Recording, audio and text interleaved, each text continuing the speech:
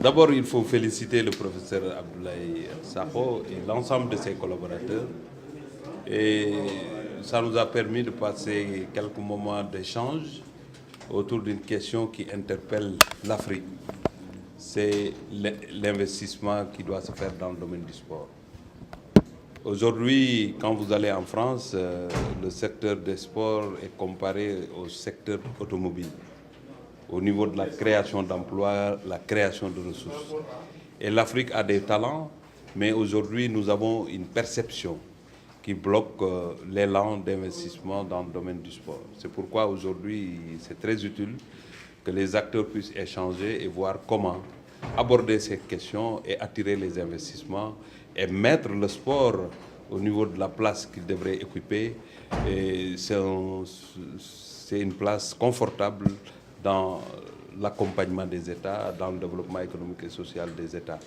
Donc c'est cette dimension économique qui nous manque. Nous formons, nous pratiquons, mais le sport ne nourrit pas son homme en Afrique. Et ça, je pense que pour être en adéquation avec ce qui s'est fait partout, il est temps que l'Afrique prenne le taureau par les cornes, qu'il ne soit pas, en tout cas, établi tout simplement que c'est l'État qui doit prendre tout en charge, mais on doit libérer ces secteurs-là et permettre à tout un chacun de pouvoir monter des projets sportifs, investir et gagner de l'argent. Le premier investisseur du sport africain, c'est les États, parce que c'est les États qui construisent les infrastructures. Les États aussi ont ouvert la question, rien n'est fermé. On facilite même les choses aux investisseurs et aux pratiquants. Donc, tous ceux qui viendront investir dans le domaine accompagneront les États à faire de sorte que le sport soit, en tout cas, une activité économique.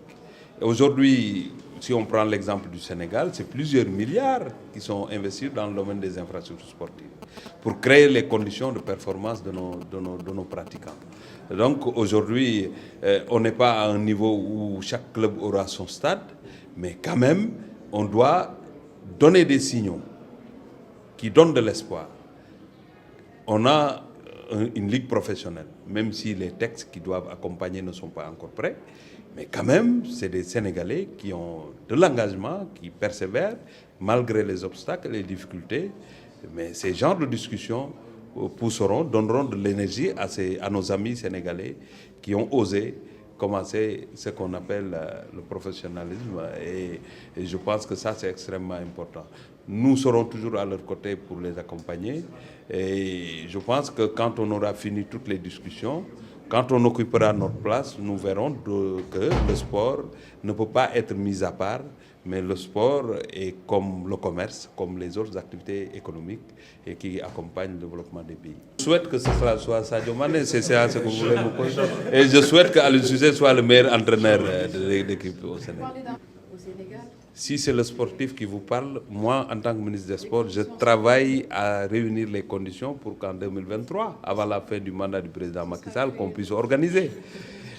C'est pour vous dire tout simplement que nous avons une planification intelligente pour doter du Sénégal d'infrastructures sportives dignes de ce nom. Nous avons un programme, nous allons bientôt, dans 2 mois, 3, fermer Léopold Senghor, fermer Aline Sitoé Diatta et refaire ces stades-là pour que la capacité d'accueil soit augmentée et que Léopold soit totalement transformé pour devenir une infrastructure de dernière génération. Nous allons poser la première pierre du stade olympique. Quand on aura fini cela, avec ce qu'on fera à Saint-Louis, parce que le stade Maître Babacar Seye va être repris, nous allons à Lamine Gueye, nous allons à Elimane Fall de Diourbel, je pense que le Sénégal sera prêt pour pouvoir organiser ces compétitions, parce que organiser ces genres de compétitions aussi, c'est une manière d'accompagner le football sénégalais. 2023, c'est la Guinée qui a été... Oui, mais nous connaissons l'Afrique. C'était en 2019 au Cameroun, ça ne sera plus au Cameroun. Mais le Sénégal a toujours été un sapeur-pompier. On a joué ici 2 CAN de petite catégorie. Le Sénégal n'était pas candidat. Mais ils sont venus vers le Sénégal. Et le chef de l'État, le président Macky Sall, qui est un sportif, a accepté d'abriter. Aujourd'hui, le Ballon d'Or africain, le Sénégal n'a jamais postulé pour acheter un cahier de charge. c'est le président Ahmed Ahmad qui est venu voir le président de la République, qui a accepté aussi d'accompagner cette organisation. Qui nous dit qu'en 2023, on ne sera pas là? On ne sait pas. Ouais, officiellement candidat pour 2025, là au moins s'il n'y a pas de... Mais j'ai dit 2023, mais cela veut dire tout simplement la compréhension que vous devez avoir de ce que j'ai dit, c'est qu'à partir de 2023, normalement, le Sénégal peut être prêt. Maintenant, ça sera 2025, 2029, 2000... Bon, mais quand même que le Sénégal soit prêt. Ça, j'irai à 23h les accueillir à l'aéroport. C'est une performance extraordinaire pour la 5e fois ou 4e fois qu'on est champion d'Afrique. Et aujourd'hui, nous sommes qualifiés pour la prochaine Coupe du Monde au Paraguay. Et cela montre tout simplement que le sport sénégalais est dans une phase extrêmement importante. Dans toutes les compétitions africaines, on voit le Sénégal en demi-finale, en finale ou en quart de finale. Ce n'était pas comme ça. Une qualification pour la Coupe du Monde ou bien pour la Coupe d'Afrique, c'était un événement.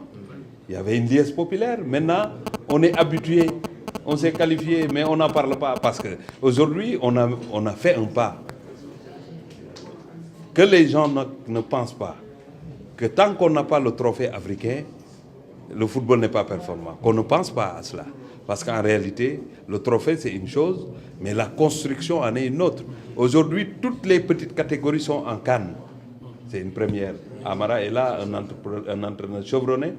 On est en U17 en CAN, U19 ou U21, et puis on est pour l'équipe nationale A aussi en Coupe d'Afrique. Cela veut dire que avec ce qui se fait à la base, la ligue professionnelle, la ligue amateur, le travail qui est en train d'être fait, en train de porter ses fruits, et il faut continuer dans la même dynamique. Investir dans ce domaine, parce qu'on ne peut pas être champion, être patron de l'Afrique, et on n'a pas d'infrastructure à la matière pour pouvoir organiser. Et vous savez, organiser un terrain ou bien construire un terrain de beach soccer est tellement facile. Ce que j'ai vu, ce n'est pas un investissement énorme.